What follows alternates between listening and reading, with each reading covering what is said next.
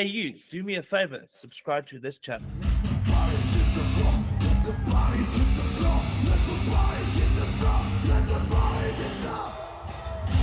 Hey guys, welcome to another episode of Midnight Madness Chats with Hardman. I've got a great guest on the air tonight, a legendary band I've been listening to since I was a kid. And I'm going to let the artists introduce themselves. Please introduce yourself and introduce your band. Ryan McCombs, dude, you got me at a loss here. I'm not sure which band you're talking about, so I'm gonna go with Drowning Pool and Soil because that's what the workload is all about for me. So yeah, Drowning Pool and Soil, Ryan McCombs. Thanks for having me, man. Let's talk a little bit about Drowning Pool. I received your latest release, Madness, in my inbox and prepared all the questions for that current release. Let's talk about Madness. Let's talk about the lyrical themes. Yeah, chat about the song, the process, what inspired the song. Man, I'm probably the worst guy to talk to about this song. I'll be completely honest with you. I didn't have a whole lot to do with this tune. I hate to say that. I hate to be that way, but I don't believe in pulling crap and saying something that ain't factual. This was kind of a baby. The origin of the song came from CJ, the guitar player, both lyrically and musically. I did alter some stuff once I kind of got a feel for where he was coming from and everything. I did throw my 10 cents in there and change some deliveries up vocally, vocally speaking, and changed some lines vocally speaking. But I know that the song was just his aim was that high energy and just that feeling of not being able to be broken down, not being able to be not being able to have the best gotten of you. I'm saying that in like a Yoda sense, I think, but being able to stand your ground and not being taken advantage of, not being, and I think I'm a big sports nut. I shouldn't say I'm a sports nut. I'm a one sports nut. I'm an American football freak. So I know that I kind of got that feeling of competition from that, where CJ was coming at it just as a life thing. I was feeling like some of the wording he was using actually relates a lot to like my experience in sports and everything, as well as life. And so I found myself teetering on lines that I realized as they were falling out, as I was tweaking this or that, I realized they really worked in a life theme and in a sports theme. And I kind of enjoyed that dance on that line when I was looking at what he had, maybe tweaking this little line here, tweaking that little line there. But I enjoyed that duality of the song for me personally, because it wasn't birthed out of my own thought. So I came into it kind of in the 12th hour, and I enjoyed that aspect of it. When you are singing other people's lyrics that they sort of had this image about, I love what you're saying about you sort of put your own interpretation on the lyrics and how you developed it in your own style. But is it difficult for you as a lyricist and a vocalist to sort of work on someone else's idea? It is very much, because this is the first time for me. I mean, I'm no spring chicken. I've been at this for a day or two, and this is the first time that, like with the song Revolution, our first release since we got back together, that was a complete collaboration where we all actually sat around the table and we threw out lyrical ideas. And that was the first time that I hadn't been responsible for, I mean, if you look at my work throughout my career, I was probably responsible for 99% of the lyrics of all the music I've ever been involved in. So that was the first time that there was like this collaboration of lyrical ideas. And then this time it was like, as I long-windedly described before, it was really coming in and taking what CJ had done and kind of trying to inflect my own flavor in it, but not really wanting to stray too far away from the original vision, because I really enjoyed what CJ had came up with. How would you say have the sound developed? Compare your latest releases to the old Drowning Pool And just like tell me a little bit about style, music, musicality, performance, and all that. It's really musically, it's very much the same. Musically, I mean, you've got from the days of Sinner, from the days before the album Sinner, before people knew who Drowning Pool was, you've got the three main songwriters of the band with Mike, Stevie, and CJ. So that's never changed, no matter who the front man was, whether it was Dave, whether it was myself, one of the Jasons. Um, the main songwriters of the band has always been those three. So that's never changed. And I think that's what's maintained that Drowning Pool sound through the years and through the lineups.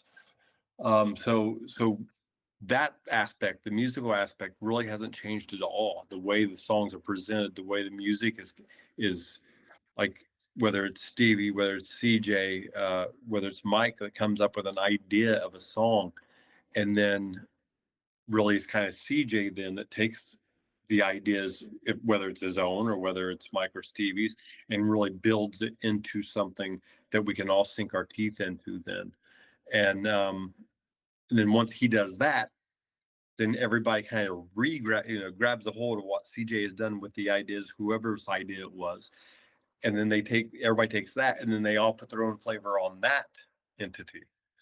And then that's usually the version that I really find myself being able to write on the easiest, because CJ, being a natural guitar player, he finds the melodies, he finds once CJ takes whoever's idea it is and turns it into something that what he turns it into is a creation, and that I can do something with, because the melodies are there and stuff, and he gives me a great floor to dance on. So that part of that writing of Drowning Pool has never changed. I think that was the way from my conversations I had with Dave back in the day when he was with us, to my times with Drowning Pool, and both times that I believe it's always been that way. And I believe with Dave and I, we wrote the majority of the lyrics during our time. I think that changed a little bit with the Jasons. I think everybody had a little bit more input on the lyrics with the two Jasons, but with Dave and I, during our eras with the band, we were definitely the damn near the sole vocal writers. So that part has definitely changed, at least with these first two songs. But we're getting ready to go into the studio here in just a couple of weeks, actually, and get several more tracks. We've got so many songs that we need to get down. So I'm looking forward to getting in there, and I've been enjoying knocking the rust off and taking some songs and telling everybody to fuck off, that these are mine. So you were telling me about lyrical content and stuff, and about the first time sitting around the table. Is the recording process the same, where you have different types of musicians? In my personal band, we have multiple guitarists and multiple. So the drummer is a guitarist, and the guitarist is a drummer. So we have a lot of influence that we sort of shape around each other. So a lot of the times in the studio, the band would say, like, I don't like that guitar riff. Like, what if you add this type of accent, or you do that type of thing? So do you guys have like an influence on each other like that? Absolutely. Especially in the old days, especially in my first run with the guys, because we wrote so many of the songs in the room together. Maybe CJ came up with something, or one of the guys came up with something that it went through the process that I just described to you, where CJ really came up with the nucleus of the song. Then from the idea, it then went into the room and went into the live room where we're all sitting there jamming together, and it was just as you described. It was all of us doing that. Whereas nowadays, with the distance, I live in England. The rest of the guys still live in the Texas area, in the Dallas area of Texas.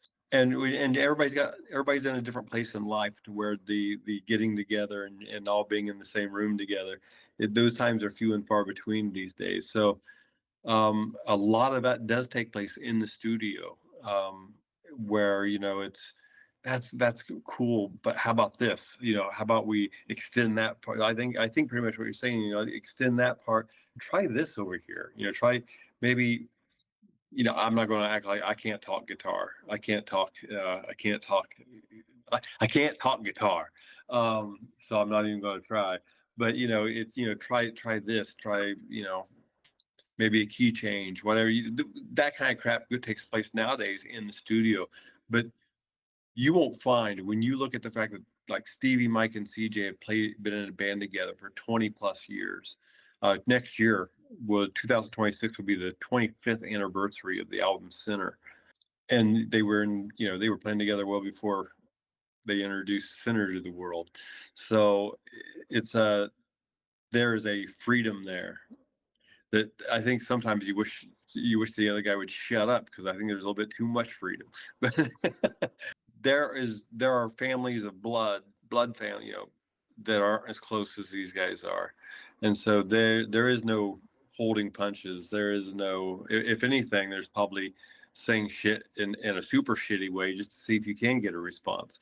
But it's no, there's a complete freedom, and I think that's why we're able to write well together, because maybe we should be concerned about feelings a little bit more than we are, but we're not. So fuck it. So tell me a little bit about the distance, because I mean you are quite a distance away from your band.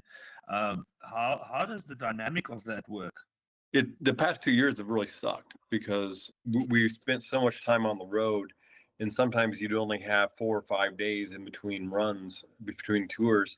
Whereas like everybody else got to go home, but I would be stuck stateside for 2 months at a time, and then come home for like 4 or 5 days, and then head back to the States again for a month and a half. And that was pretty much what I did for the past 2 years.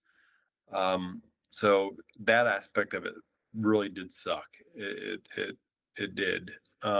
As far as like the band goes, as far as us as the entity goes, we didn't miss out on anything. We got together after being apart for nearly 13 years. Got a phone call. We actually started out with some text messages between Stevie and I.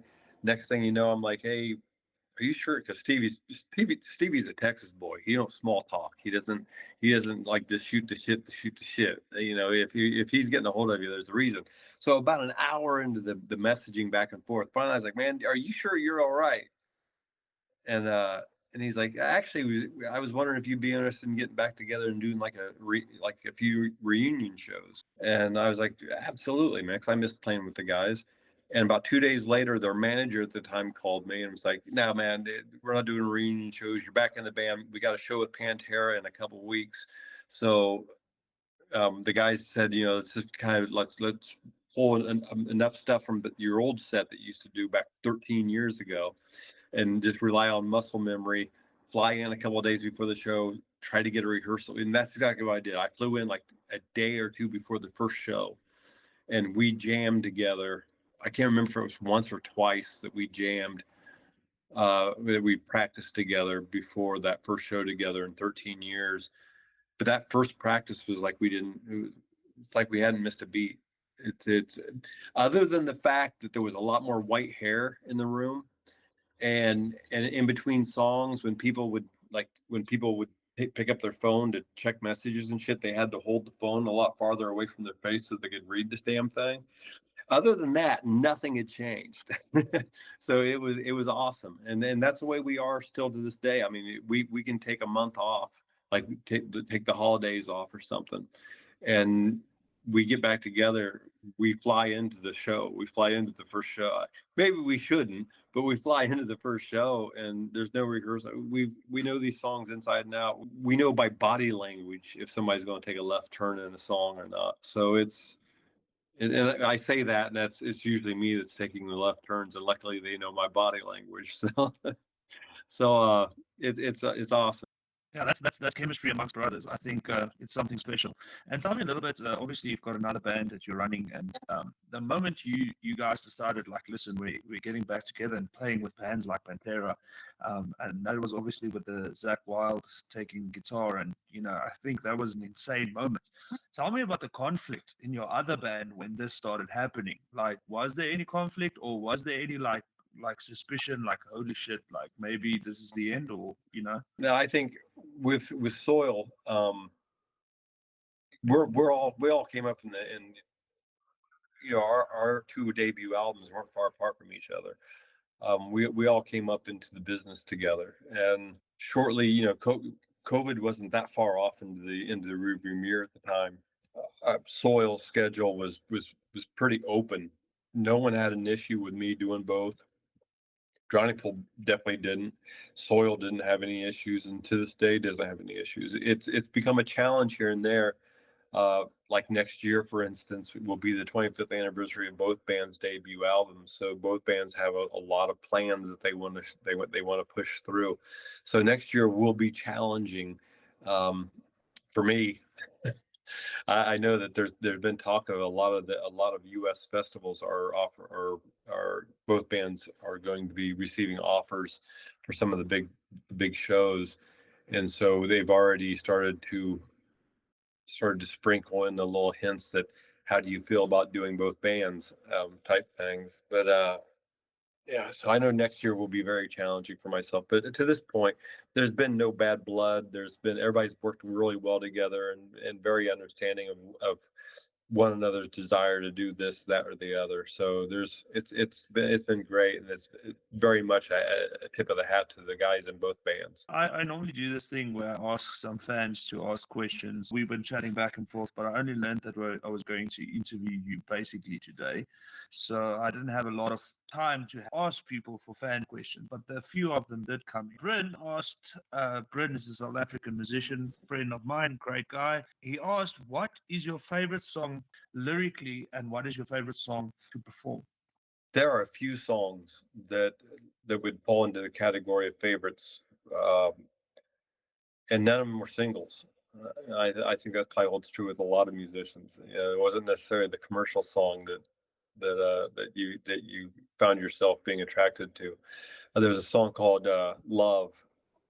There's so many different people have different names for it. It's love cubed. It's love to the third power. It's love whatever. I love that song, and the reason I love that song is because there's just a moment where the guitar does this bump bump bump, and that's all it is. It's like this. It's a fucking musical moment that is just really. Every time I hear it, I get like, there it is, and so that's why I love the song. But I also love that song because of some of the lyrics in it. I know the song didn't come from a good place. Hardly any of my songs ever have, but whatever the fuck it was that I was dealing with at the time, I'm happy I did, because I dig some of the lyrical content that song that song gave birth to. But yeah, that tune I love there's like that moment in it that I just dig for some reason. Another song called "Paralyzed." It was funny that my wife and I got in the car one day, and her Bluetooth in her car picked up her phone, and the song "Paralyzed" came on, and I'm sitting there listening to it. And this is before I got back with Drowning Pool. I'm sitting there listening to this song. I'm like, that's cool. And I didn't say it. I'm just listening to it. I'm like, that's cool. And all of a sudden the lyrics came in. I was like, oh shit, that's me. And I'd forgotten about the song, but the song again, lyrically speaking, musically, I think it's a killer song. There's a song that I think they used on one of the Saw soundtracks called "No More." Again, other than being used on that soundtrack, it was a B-side song. I've always dug that song. Yeah, those were some of my favorites. Just speaking lyrically and musically, depending on whether it was that bump bump bump or whatever it was. Man, it was. I've always dug those. So Matt Haynes from I'm not sure where he's from, but he's from the UK. He says he's going to be seeing you guys in Nottingham. Are you going to shout, "Hey, Matt"? Yeah, if I remember what city we're in, like I love Nottingham. Don't get me wrong, because he's talking about there's a venue. It's one of the venues in the UK called Rock City, and Nottingham is the home of Rock City, and it's one of my favorite venues in the UK. And so, yeah, it's always a killer crowd and a great time at Rock City. So if I can remember my own name, and no matter how much I love the city that I'm in, I'm horrible at remembering. For some reason, my mind goes blank when I'm on stage. That's why if you ever see a Drowning Pool show, you always notice that it's Mike, our drummer, that says the name of the city. I do not say the name of the city because I will screw that shit up. And so I don't. So I don't do it because I don't want to disrespect anybody. And it's just my gray matter sucks. And that was it. I can't even blame the stroke for that shit either. I mean, my gray matter sucked before I had my stroke, so I can't even blame that shit. Um, but yeah, if I can remember half the crap that I'm supposed to remember on stage, I will definitely give a shout out to Matt. Yeah, same thing. I got the same thing because like on stage, you want to thank the bands and everything, and I can never remember. I could be on the road with the same damn bands for a month and a half, and I will still every once in a while, all of a sudden, I'll just have a brain lock up, and I'll just be like, man, I've been seeing these guys every day for the past month and a half, and all of a sudden, the name of the band will just escape my brain. So, coming back to touring, you guys recently started touring, and you toured with Godsmack and POD. Tell me about the tour. Tell me about the energy. Tell me about what's coming up and all that. It was awesome. The band Drowning Pool has done several shows with POD, so they go back. I believe they did a run in Russia together before I came back. We had done several festivals and different one-offs and stuff through the years together with POD, and Godsmack and ourselves. We did Crew Fest back in the day, and then we did a proper Godsmack tour in the U.S. With those guys. So it was awesome. It was nothing short of just great because you were with. They've had a lot of the same crew people from day one because it's a family. It's an amazing crew. I didn't see.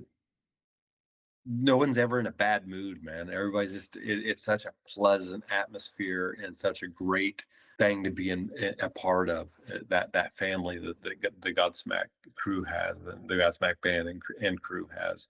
And so it was an absolute pleasure to be back out with those guys again. This year, as far as plans, whatever, this year, we have just beaten the holy hell out of the United States the past 2 years since I got back.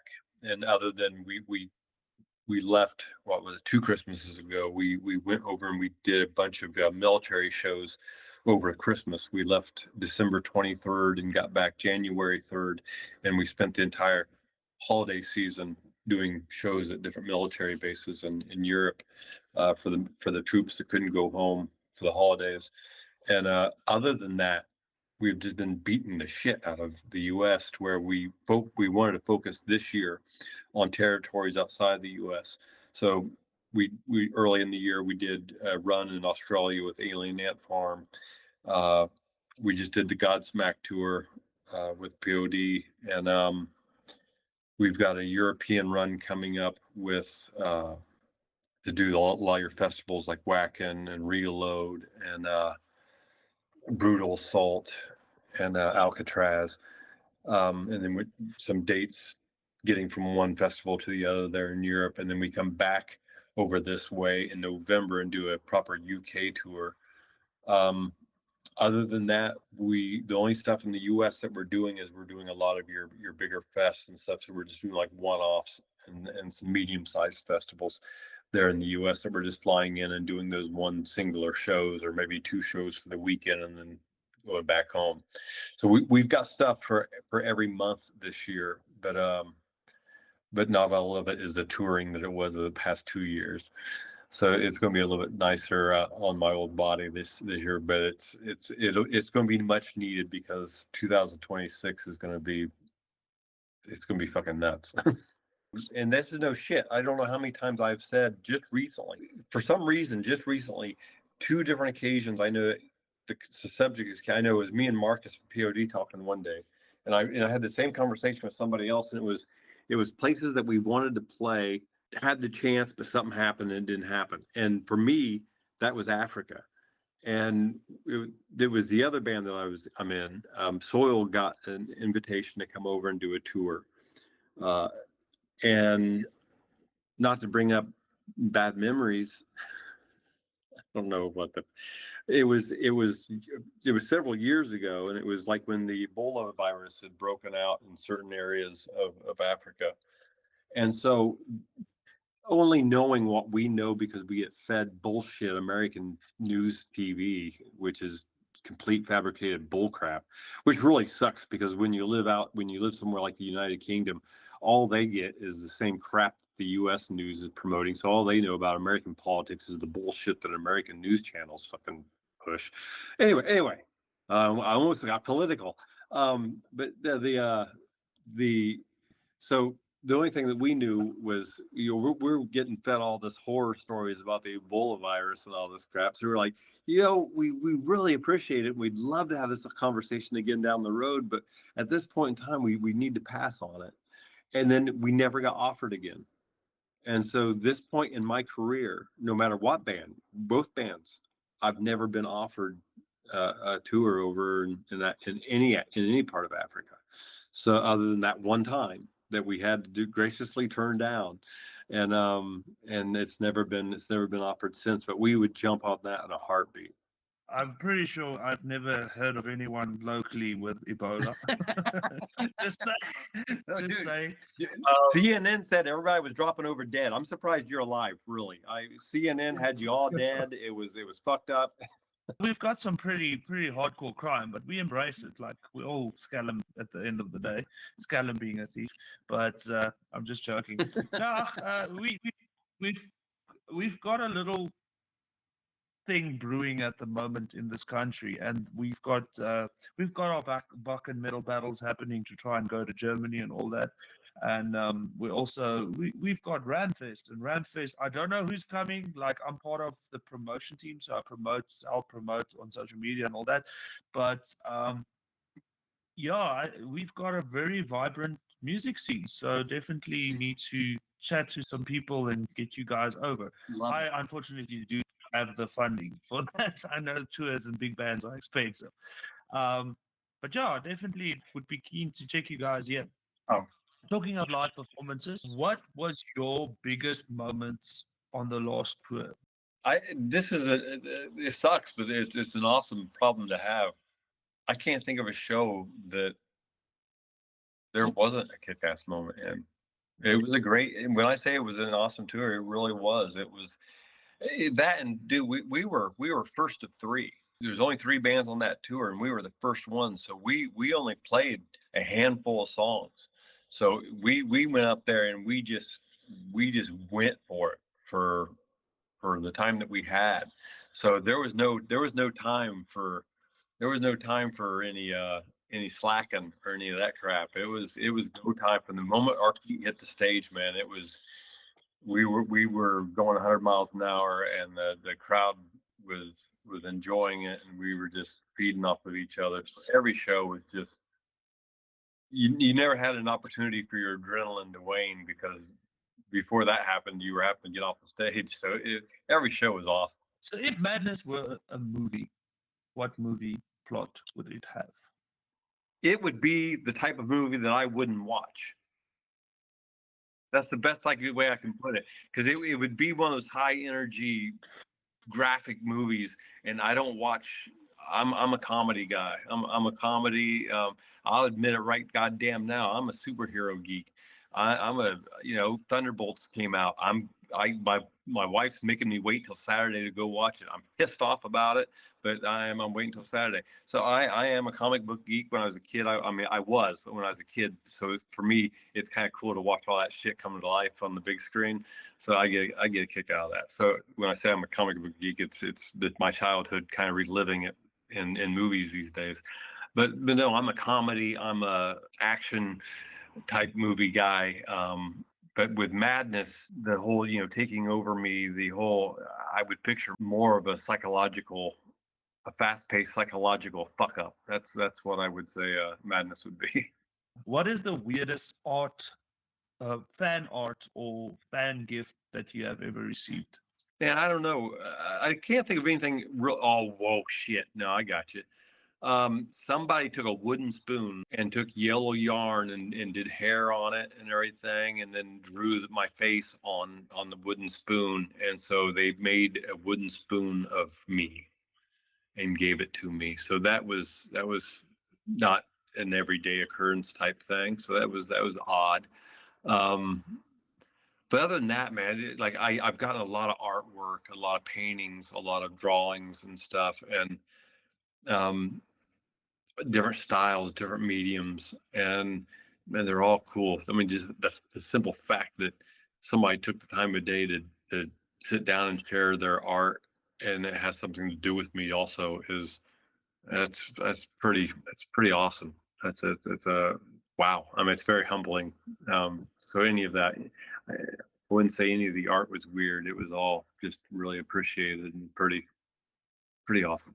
What is your guilty pleasure that no one knows about? If you follow me on social medias, and I've gotten really bad the past since getting back with Johnny Pool, I've gotten so the past 2 years I've gotten horrible with my rants and shit because that used to be quite the people used to love, or people used to at least. I always get a good response from people really enjoying a lot of my rants from back in the day.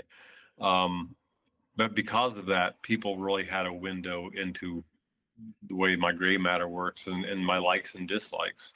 So I don't know if there's really a whole lot that isn't known about me from the base of fans out there. But I mean, I love. I'm a foodie.